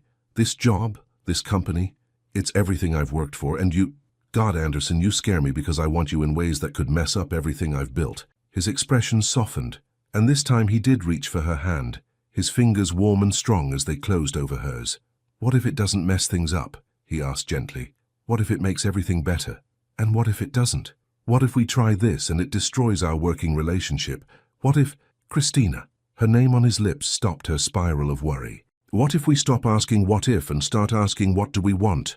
She stared into his eyes, seeing the hope and fear and desire there, feeling the echo of all those emotions in her own chest. "I want you," she whispered, the words slipping out before she could stop them. "I want this, but I'm terrified." His smile was soft and understanding. "So am I, but I'd rather be terrified with you than safe without you." The same words he'd said in Vermont, but this time in the familiar setting of their office with the city lights twinkling beyond the windows, they felt more real, more possible. "So what do we do?" she asked. "We take it slow. We figure it out together. We don't let fear make our decisions for us." His thumb traced circles on her knuckles, a gesture that was becoming beautifully familiar. "And we start with dinner. Tomorrow night. Not business. Just us." Her heart raced at the invitation, at the promise in his voice. "A real date?" "A real date," he confirmed, "if you want it to be." She studied his face, seeing the vulnerability beneath his confident exterior, the way he was putting himself out there, despite the professional complications. "Stop overthinking," she told herself. "Stop being afraid of what might go wrong and start thinking about what could go right." "Okay," she said, surprising herself with the steadiness of her voice. "Yes, I'd like that." His smile was brilliant, transforming his entire face. "Really? Really?" And as she said it, she felt something settle in her chest. Not certainty exactly, but a willingness to find out what came next. "But Anderson, yeah? If we're doing this, we do it right. Clear boundaries at work, honest communication, no games or assumptions." "Absolutely," he agreed immediately. "Whatever you need to feel comfortable." She smiled, feeling lighter than she had all week. "Then I guess we're really doing this." "I guess we are." He brought her hand to his lips, pressing a soft kiss to her knuckles that sent heat shooting up her arm. "Tomorrow night, 7 o'clock, I'll pick you up." As he walked away, leaving her alone with her racing heart and trembling hands, Christina realized that some leaps of faith are worth the fall, and she was ready to jump. Sometimes the scariest decisions lead to the most beautiful destinations. Some nights change everything you thought you knew about love. Christina stood before her bedroom mirror, changing clothes for the third time in an hour. The black dress was too formal. The jeans felt too casual. The burgundy wrap dress was perfect, but reminded her too much of their dinner in Vermont, and she wanted tonight to feel like a fresh start. Finally, she settled on a deep emerald silk blouse tucked into high-waisted black trousers, paired with her favorite heels and delicate gold jewelry. The color brought out the warmth in her dark skin, and the cut was both elegant and comfortable. Her natural curls framed her face in soft waves, and she'd applied makeup that enhanced her features without looking overdone. "This is just a date," she told herself, applying a final swipe of lip gloss. "A normal adult date with a man you happen to work with. People do this all the time." But even as she tried to calm her nerves, her hands trembled slightly as she gathered her purse and jacket. This wasn't just any date. This was Anderson, the man who'd made her laugh on the worst night in recent memory, who'd kissed her like she was precious, who looked at her professional achievements with genuine pride and admiration. This could be the beginning of something real. Her phone buzzed with a text. "On my way up. You look beautiful, I'm sure." Heat bloomed in her cheeks at his confidence, at the way he seemed to know exactly what to say to make her feel special. She grabbed her purse and headed for the door, not wanting him to come up to her apartment just yet. That felt like a level of intimacy she wasn't quite ready for. She met him in the lobby of her building, and the sight of him made her breath catch. Gone was the business attire she was used to seeing him in. Instead, he wore dark jeans that fit him perfectly, a navy button-down with the sleeves rolled up to reveal strong forearms, and a charcoal grey blazer that brought out his eyes. His hair was styled but less formal than usual, and when he smiled at her, she felt that familiar jolt of electricity. "Wow," he said softly, his grey eyes travelling over her appreciatively. "You look incredible." "Thank you. You clean up pretty well yourself." She gestured toward his casual elegance. "This is a good look for you." "Thanks. I thought we could skip the stuffy restaurant scene for our first official date." His smile was warm and slightly nervous, which she found endearing. "I hope you don't mind walking a few blocks." "I love walking in the city," she said truthfully. "Lead the way." As they stepped out onto the Harlem street, Anderson offered his arm with old-fashioned gallantry that made her heart flutter. The October evening was crisp but comfortable, perfect for strolling through the tree-lined streets of her neighborhood. "I've never really explored this part of the city," Anderson admitted as they walked. "It's beautiful. How long have you lived here?" "About 2 years. I fell in love with the building the moment I saw it." She gestured toward the elegant brownstones lining the street. "It's more than I can really afford, but sometimes you have to invest in things that make you happy." "Smart philosophy," he agreed, "though from what I've seen of your work, I suspect you won't have to worry about affording anything for much longer. The Willowbrook proposal alone is going to open doors you haven't even thought of yet." Pride warmed her chest at his confidence in her abilities. "You really think so?" "I know so. You have a gift, Christina. The way you see possibilities where others see limitations. The way you create experiences that touch people's hearts." He paused, glancing at her sideways. "It's remarkable. You're remarkable." The genuine admiration in his voice made her pulse race. Blake had always seemed threatened by her professional success, had made comments about her obsession with work. Anderson spoke about her career like it was something to be celebrated. "Thank you," she said softly. "That means more than you know." They walked in comfortable silence for a few blocks, and Christina found herself relaxing into the rhythm of the evening. Anderson's presence beside her felt natural, right? Like something she'd been missing without realizing it. "So where are we going?" she asked as they turned onto a busier street lined with restaurants and shops. "You'll see." His smile was mysterious. "I wanted our first date to be somewhere special, but not so fancy that we couldn't actually talk." 2 blocks later, he stopped in front of a small jazz club called Blue Notes. The exterior was understated, brick facade with a simple blue neon sign, but she could hear the sultry sounds of a saxophone drifting from inside. "Jazz?" she asked, delighted surprise coloring her voice. "You mentioned at the wedding that you loved jazz," he said, looking suddenly uncertain. I hoped you'd enjoy this. They have incredible musicians, great food, and the atmosphere is intimate without being overwhelming." The fact that he'd remembered such a small detail from their brief conversation weeks ago made her chest tight with emotion. "Anderson, this is perfect." His relief was visible. "Really? I wasn't sure if it was too low-key for a first date." "It's exactly right," she assured him, and meant it completely. The interior of Blue Notes was everything she could have hoped for. Dim lighting, intimate tables, a small stage where a quartet was performing a sultry rendition of "The Way You Look Tonight." The maitre d' led them to a corner table that offered privacy while still giving them a clear view of the musicians. "This is incredible," Christina said, settling into her chair and taking in the atmosphere. "How did you find this place?" "I may have done some research," Anderson admitted, looking pleased by her reaction. "Asked around, read reviews, wanted to find something that felt like us. Us." The word sent warmth spreading through her chest. They were an us now, tentatively but officially. Over dinner, incredible seafood and perfectly prepared vegetables that complemented rather than competed with the music, they talked about everything and nothing. Anderson told her about growing up in Boston, about his parents who'd built their own business from nothing, and taught him the value of hard work and integrity. She shared stories about her childhood in Atlanta, about her grandmother, who taught her to see beauty in everyday moments. "She sounds like an amazing woman," Anderson said after Christina finished telling him about her grandmother's garden, where she'd learned to appreciate how individual elements could come together to create something beautiful. "She was. She died when I was in college, but—" Christina paused, surprised by how easy it was to share these memories with him. "She's the reason I do what I do. She taught me that creating beauty, making people feel special, that's not frivolous. It matters." "It does matter," Anderson agreed, his grey eyes serious. "What you do, the way you make people's most important moments perfect, that's not just a job, Christina. That's a calling." The understanding in his voice, the way he saw her work as something meaningful rather than just profitable, made her fall a little deeper. As the evening progressed, she found herself studying his face as he listened to the music, noting the way his eyes crinkled when he laughed, the elegant line of his hands as he gestured while telling stories. When a slow, sultry number began, he stood and offered his hand. "Dance with me," he asked, his voice low and warm. She let him lead her to the small dance floor, where a few other couples swayed to the intimate music. His arms came around her with familiar warmth, and she melted into his embrace, remembering their first dance at the wedding, but knowing this was different, more real, more theirs. "I've been wanting to hold you like this again," he murmured against her ear, his breath sending shivers down her spine. "Just like this?" she asked softly, looking up into his grey eyes. "Just like this," he confirmed, then paused. "Well, maybe with fewer clothes between us."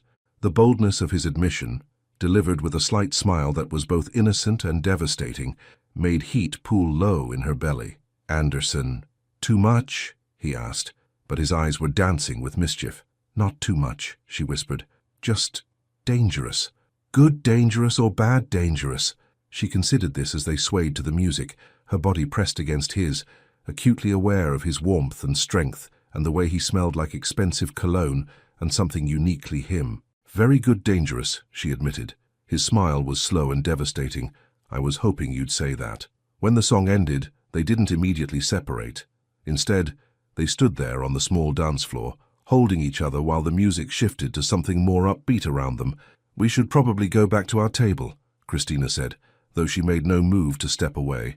"Probably," Anderson agreed, but his hands remained on her waist, his thumbs tracing small circles that sent electricity through her entire body.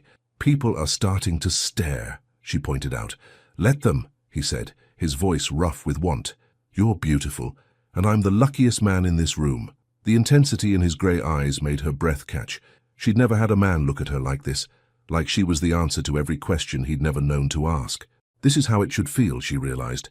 This is what I was missing. Back at their table, conversation flowed even more easily than before. Anderson was funny, intelligent, thoughtful in ways that surprised her. He asked about her dreams beyond event planning, listened intently when she talked about maybe starting her own company someday. He shared his own aspirations. Not just business success, but making a difference, building something meaningful. "I never thought I'd want a partner in business," he admitted as they shared a decadent chocolate dessert. "I've always been too focused, too driven, but watching you work, seeing how you approach problems—" "What?" she prompted when he trailed off. "I think we could build something incredible together. Professionally, I mean." His smile was soft, "though I'm hoping for more than just professional partnership." The honesty in his voice, the vulnerability beneath his confidence, made her chest tight with emotion. "What are you hoping for, Anderson?" He was quiet for a long moment, his grey eyes studying her face. "Everything," he said finally. "I'm hoping for everything." As they walked back to her building later that night, Christina felt like she was floating. The evening had been perfect. The music, the conversation, the way Anderson had made her feel like the only woman in the world. When they reached her front steps, she turned to face him, not quite ready for the night to end. "Thank you," she said softly, "for tonight, for the restaurant choice, for everything." "Thank you for saying yes," he replied, stepping closer, "for giving this a chance." They stood there in the warm glow of the streetlights, the sounds of the city quiet around them. Anderson reached up to cup her face, his thumb tracing her cheekbone in a gesture that was becoming beautifully familiar. "I want to kiss you," he said quietly, "but I also want to do this right. Take things at a pace that feels good for both of us." The consideration in his voice, the way he was putting her comfort before his own desire, made her fall even harder. "What if I want you to kiss me?" she asked, stepping closer until there was barely any space between them. His smile was brilliant. "Then I'd say, you read my mind." The kiss was everything their first had been and more, tender but passionate, sweet but promising. When they finally broke apart, both breathing hard, Christina felt like the world had shifted on its axis again. "Good night, Christina," Anderson said softly, pressing one more gentle kiss to her forehead. "Good night, Anderson." As she watched him walk to his car, as she climbed the steps to her building with her heart racing and her lips still tingling, Christina realized she was in serious trouble. She was falling in love with Anderson Mack, and for the first time in years, that didn't scare her. It excited her. Sometimes the best first dates are the ones that make you forget it's a first date at all. Sometimes love means choosing to fight when everything tells you to run. 3 weeks had passed since their first date, and Christina felt like she was living in a beautiful dream.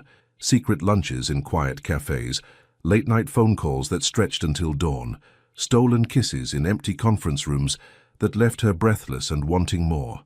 Anderson had become the sunshine in her days and the warmth in her nights, and she was falling deeper in love with every shared smile, every gentle touch. The Willowbrook partnership had been approved, bringing prestige and revenue that exceeded even Anderson's optimistic projections. Christina's career was soaring, her confidence at an all-time high. Everything in her life felt perfectly aligned, which was exactly when it all came crashing down. "Christina, my office now." Richard Thorne's voice cut across the Monday morning bustle like a blade. The tone was sharp, cold, completely unlike his usual warm professionalism. Christina looked up from the Hartley Foundation gala timeline she'd been reviewing, her stomach immediately knotting with anxiety. What could be wrong? The gala was next week. Everything was perfectly organized, every detail confirmed and double-checked. She gathered her tablet and followed Richard to his office, noting the way conversations seemed to stop as she passed, the way colleagues avoided eye contact. Something was very wrong. Richard closed his office door behind them with more force than necessary, then turned to face her, with an expression she'd never seen before. Disappointment, mixed with something that looked like betrayal. "Sit down," he said tersely. Christina perched on the edge of the chair across from his desk, her mind racing through every recent project, every client interaction, trying to figure out what could have generated this level of tension.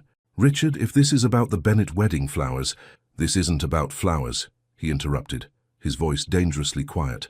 "This is about you, sleeping with the CEO." The words hit her like a physical blow. Christina's mouth went dry, her heart hammering against her ribs as she stared at Richard's furious expression. What? Don't insult my intelligence by playing dumb." Richard leaned forward, his eyes hard. "Did you think no one would notice? The way you two look at each other, the fact that you've both been leaving early on the same days, the intimate conversation I witnessed in the conference room last Thursday, when Anderson had stayed late to help her with venue logistics, when they'd gotten caught up in discussing the Hartley timeline, and he'd moved close enough to point out details on her laptop screen, when she'd turned to ask him a question and found his face inches from hers, when they'd shared a moment of charged silence before remembering where they were. "Richard, it's not what you think. It's exactly what I think," he snapped. "You're having an affair with Anderson Mack, and it's compromising this entire company." The word affair made her flinch. It sounded sordid, cheap, nothing like the beautiful connection she and Anderson had been building. "We're not having an affair," she said quietly, trying to keep her voice steady. "We're dating, we're adults, and we're handling it professionally." Richard's laugh was bitter. "Professionally? Christina, half the office is talking about the favoritism, about how you got the Vermont assignment, how suddenly you're involved in every major decision. People are questioning whether your recent success is based on talent or who you're sleeping with." Each word was like a knife to her chest. Everything she'd worked for, every achievement she'd earned through late nights and creative vision and sheer determination, reduced to gossip about sleeping her way to the top. "That's not true," she whispered, but even as she said it, she could see how it looked from the outside. The timing of their relationship, her sudden involvement in high-profile projects, Anderson's obvious preference for her ideas in meetings. "Isn't it?" Richard's voice was relentless. The Willowbrook contract. Do you think you would have gotten that assignment if you weren't involved with Anderson?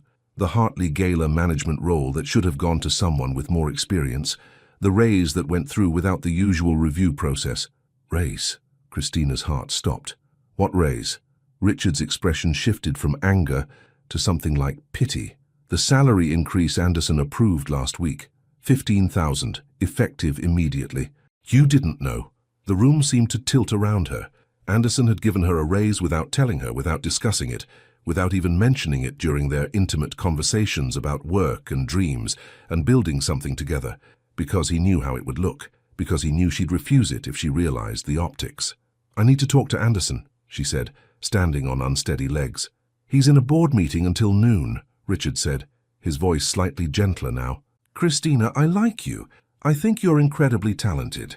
But this situation, it's becoming toxic for the company. People are questioning every decision, every promotion, every project assignment.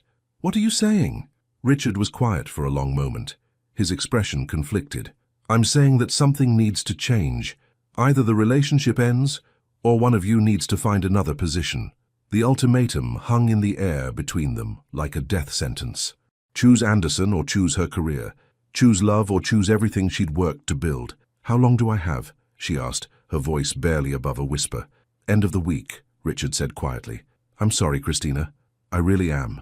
Christina spent the rest of the morning in a haze of numb shock, going through the motions of work while her mind reeled with the implications of Richard's ultimatum. Every glance from colleagues felt loaded with judgment. Every whispered conversation seemed to be about her. Is this what Blake felt like? She wondered bitterly.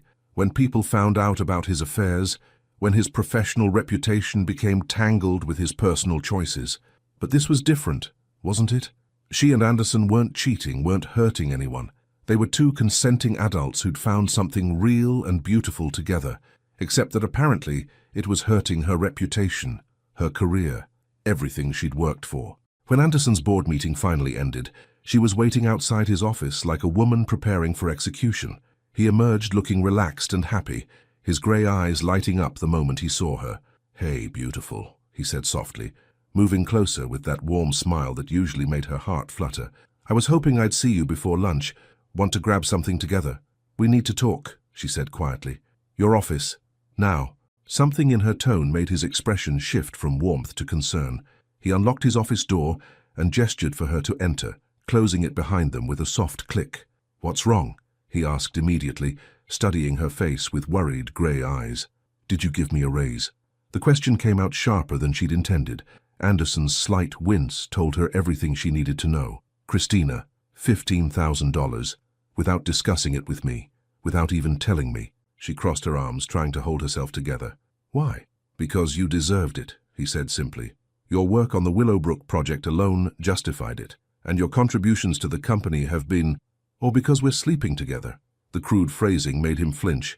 Don't reduce what we have to that. That's what everyone else is calling it, she said bitterly. That's what Richard called it when he gave me an ultimatum this morning. Anderson's face went very still. What kind of ultimatum? The relationship ends or one of us leaves the company.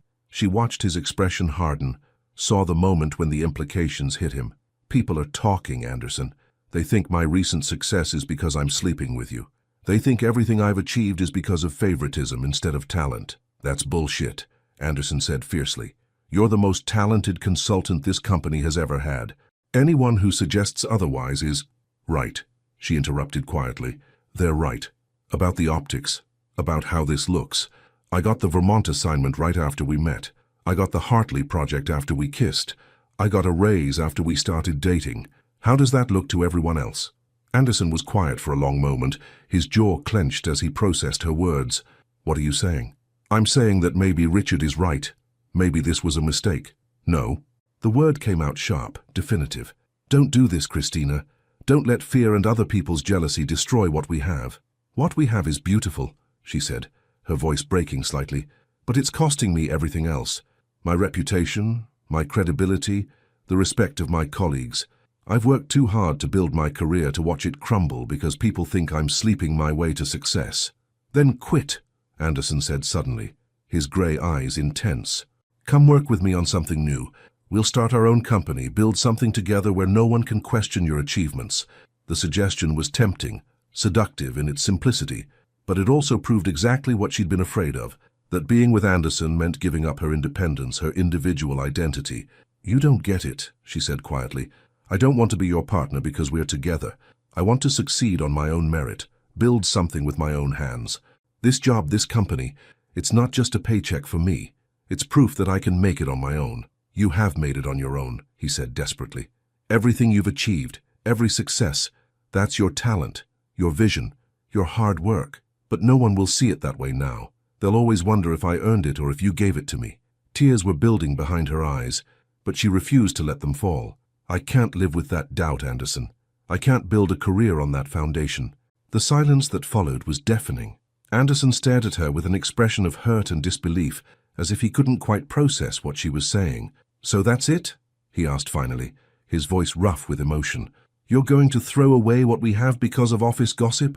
I'm protecting what I've built, she said, though the words felt like glass in her throat.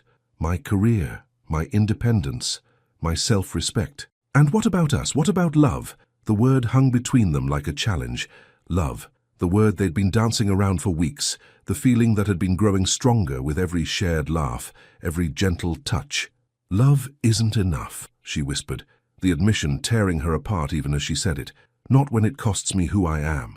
Anderson's face crumpled, and for a moment he looked lost, vulnerable, in a way that made her want to take back every word. You're making a mistake, he said quietly.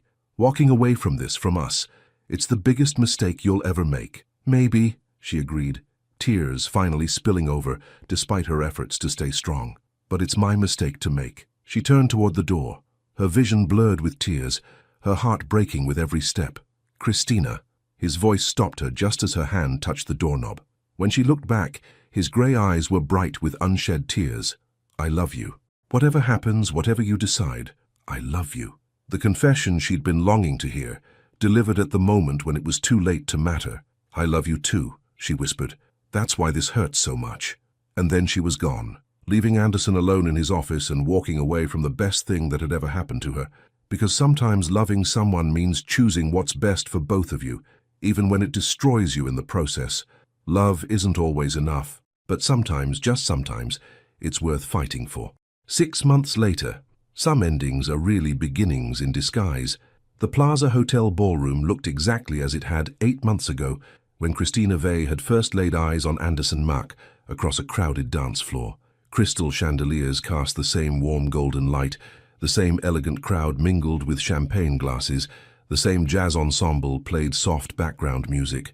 But the woman standing near the windows, watching the spring sunset paint Manhattan in shades of rose and gold, was different from the one who'd once hidden behind a stranger to avoid her ex-boyfriend. Christina adjusted the strap of her midnight blue gown, a deliberate choice, the same color she'd worn that first night, and surveyed the event she'd spent 3 months planning. The Children's Hospital Gala was her masterpiece, the culmination of 6 months of building her own consulting firm from the ground up. Every detail was perfect, from the auction displays showcasing local artists to the dining tables arranged to encourage both intimacy and networking. You did this, she reminded herself, pride warming her chest. All on your own. Ms. Vey, a young woman with a headset, approached her with professional efficiency. The auction is ready to begin whenever you give the signal. Thank you, Miranda. Let's start in 5 minutes. Her assistant nodded and disappeared into the crowd, speaking quietly into her headset. Christina had hired Miranda straight out of college, bright, eager, with the same passion for creating memorable experiences that had driven Christina's own career. Building Vey events from nothing had been the hardest thing she'd ever done, but also the most rewarding. Every client, every successful event, every glowing review was proof that she could succeed on her own terms. But success, she'd learned, felt hollow when you had no one to share it with. She thought about Anderson constantly, during morning coffee in her new office in Soho, during late nights spent perfecting event timelines, during quiet moments when she let herself remember grey eyes and gentle hands, and the way he'd looked at her like she was the answer to every question he'd never known to ask. Stop, she commanded herself, the same internal reminder she'd been giving for 6 months. He's moved on. You made your choice. She'd heard about him, of course. The New York business community wasn't that large, and Anderson Mack's success was hard to ignore. Lux Events had expanded into corporate consulting under his leadership. He'd been featured in Forbes, had been photographed at various charity functions and business conferences. Always alone, she'd noticed, though she told herself that didn't mean anything. He deserves someone who won't run when things get complicated, she thought, the familiar ache settling in her chest. Someone who won't choose career over love. "Ladies and gentlemen," the auctioneer's voice boomed across the ballroom, "if you could take your seats, we're ready to begin this evening's auction to benefit the Children's Hospital Foundation." Christina positioned herself near the back of the room, where she could monitor the flow of the event without being intrusive.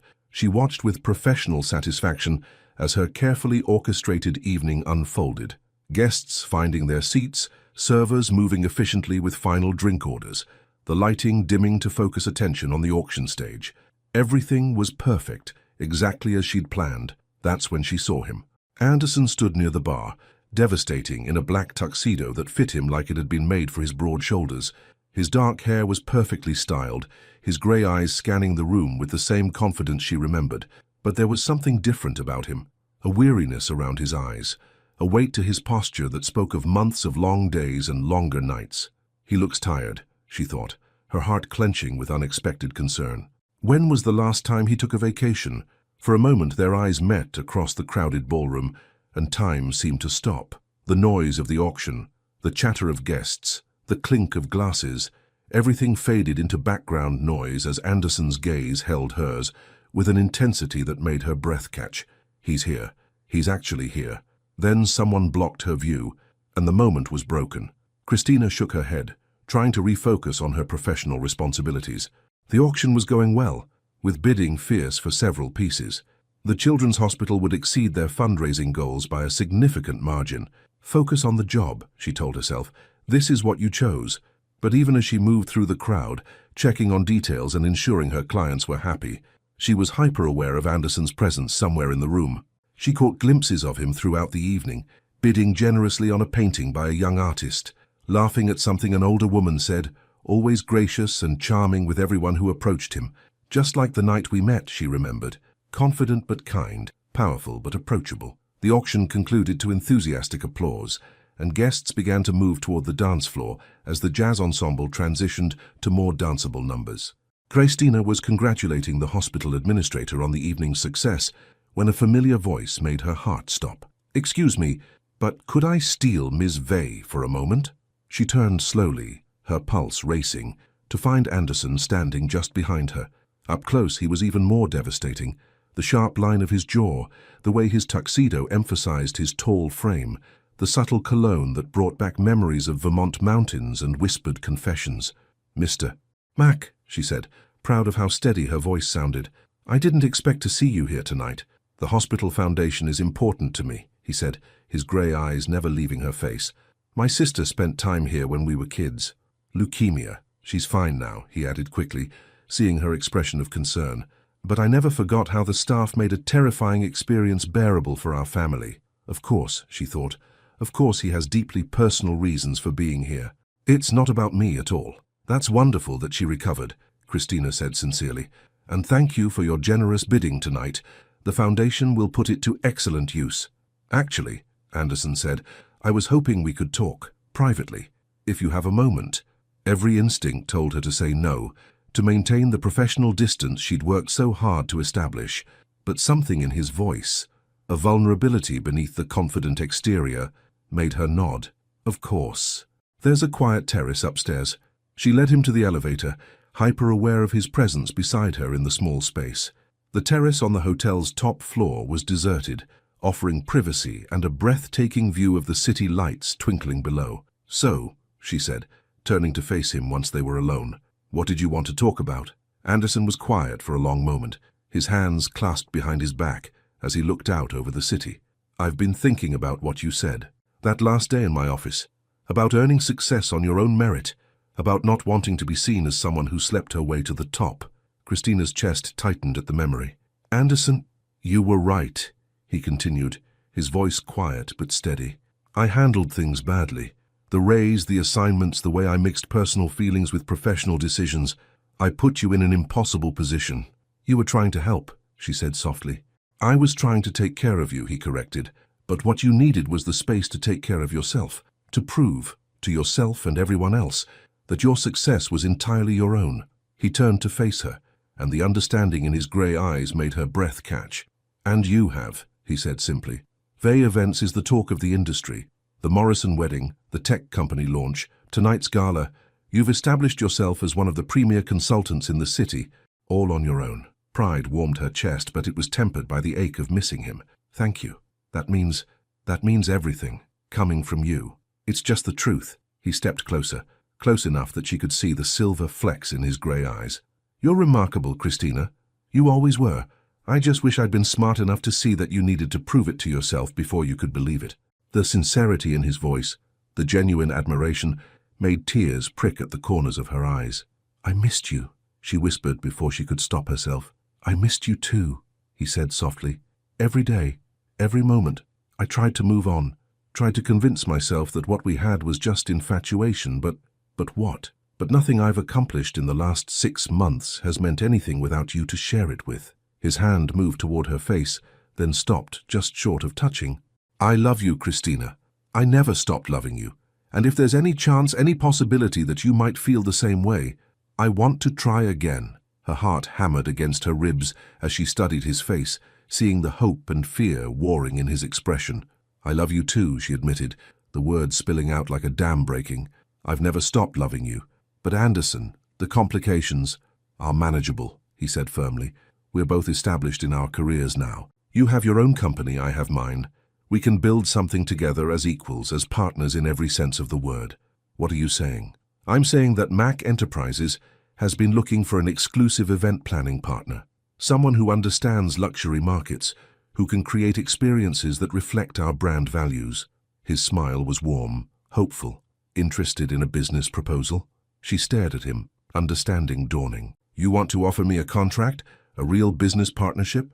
"The most lucrative contract of your career," he confirmed, "completely above board, negotiated by lawyers, everything professional and proper. You'd maintain full creative control, your company would get top billing, and there would be no question about favoritism or impropriety." "And personally?" she asked, her voice barely above a whisper. "Personally," he said, finally reaching up to cup her face with gentle hands, "I want everything. I want to wake up next to you every morning. I want to celebrate your successes and support you through challenges. I want to build a life with you that honors both our independence and our love for each other." Tears were flowing freely now, months of suppressed emotion finally breaking free. "Are you asking me to marry you?" "Not yet," he said with a soft laugh. "But someday when you're ready, when we've had time to build something stable and beautiful together, yes, I want to marry you, Christina Vey. I want to be your partner in everything." She looked into his eyes, seeing the future he was offering. Professional respect, personal happiness, love without compromise or sacrifice. "What if people still talk?" she asked. "What if they say I'm only successful because I'm with you?" "Then they'll be wrong," he said simply. "And anyone who matters will know the truth, that you're brilliant and talented and successful because you worked for it, because you earned it, because you're extraordinary." The conviction in his voice, the absolute certainty, made something settle in her chest. He was right. She had proven herself. She had built something beautiful on her own. And maybe, just maybe, she was strong enough now to build something even better with him. "Okay," she whispered. "Okay?" His voice was hopeful but uncertain. "Okay to the business partnership. Okay to trying again. Okay to—" She smiled through her tears. "Okay to everything." His smile was brilliant, transforming his entire face as he leaned down to kiss her. The kiss was everything she remembered and more, tender but passionate, sweet but promising, full of love and second chances, and the possibility of forever. When they finally broke apart, both breathing hard, Anderson rested his forehead against hers. "I have something for you," he said softly, reaching into his jacket pocket. He pulled out a small velvet box, and for a moment Christina's heart stopped. But when he opened it, instead of a ring, she found a delicate gold bracelet with a single charm, a tiny pair of dancing shoes. "To remember where we started," he said quietly, fastening it around her wrist with gentle fingers, "and to promise where we're going." She looked down at the bracelet, at the way the little shoes caught the light, and felt her heart overflow with love. "Dance with me?" he asked, extending his hand just as he had that first night. "Always," she said, placing her hand in his. As they swayed together on the quiet terrace, the city lights twinkling around them like stars, Christina realized that some stories do have perfect endings. Not because everything goes according to plan, but because the people in them are brave enough to fight for what matters. And what mattered was love. What mattered was choosing each other, again and again, through complications and challenges and the beautiful mess of building a life together. "I love you," she whispered against his ear as they danced. "I love you too," he murmured back, "forever." And as the music played and the city hummed below them, Christina knew that this was just the beginning of a partnership built on respect and equality, the beginning of a love story that honored both independence and togetherness, the beginning of everything she'd never dared to dream she could have, because sometimes when you're brave enough to let love in, it transforms not just your heart, but your entire world. And sometimes, just sometimes, the most beautiful dance is the one you almost walked away from. 3 years later, at their wedding reception, the first dance song was "The Way You Look Tonight," the same song that had been playing the night they met. Because some love stories are worth waiting for, worth fighting for, and worth celebrating forever. What did this story teach you about balancing love and ambition? Would you have made the same choice Christina did? Your participation means a lot to the channel. Please share your thoughts in the comments. Thank you so much for watching until the end. If you enjoyed this story, don't forget to subscribe to the channel, leave a like and comment your thoughts. Your participation is very important to us. See you next time.